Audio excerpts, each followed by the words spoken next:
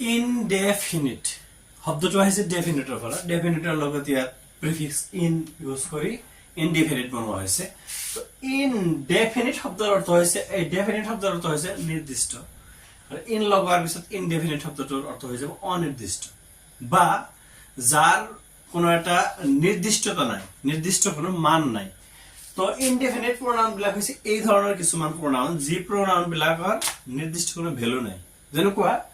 each one everyone everybody anybody এই ধৰণৰ যিবিলাক প্ৰনাউন আছে কোন হয় each one কোনো নিৰ্দিষ্ট কোনো ব্যক্তি বা বস্তু বা স্থান বা কাকো ইন্ডিকেট কৰা নাই each one যিকোনো এজন হ'ব পাৰে everyone যিকোনো এজন হ'ব পাৰে everybody সকলোৱে পাৰে এনেকুৱা ধৰণৰ everybody knows me সকলোৱে মোক চিনে each one can do it যিকোনো এজনে হেতু কৰিব পাৰে বা anyone can do it এই ধৰণৰ যে সেন্টেন্স বিলাক আছে এই সেন্টেন্সত each one everyone everybody anybody এইবিলাক শব্দ যেতে ইউজ হ'ব এই শব্দ বিলাক কোৱা হ'ব ইনডেফিনিট pronoun